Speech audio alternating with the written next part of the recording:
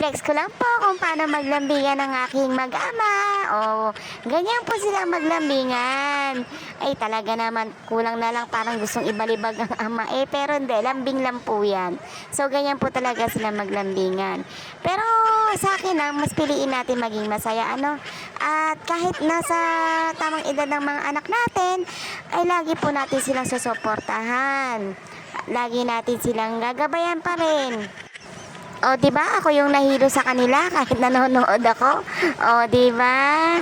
So, flex ko lang yung mag-ama ko. Ganyan po talaga sila maglambingan. Lagi sila naglalambingan ng ganyan, pero ngayon ko lang talaga sila na videohan. So,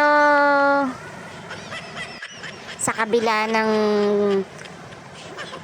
dumadaan na problema, ay kaya naman lagpasan yan basta't sama-sama lang. Hindi naman ibibigay ni Lord yan kung hindi mo talaga kaya, ano? So, maging happy lang tayo sa buhay, mga guys. Huwag na tayo magmukmuk.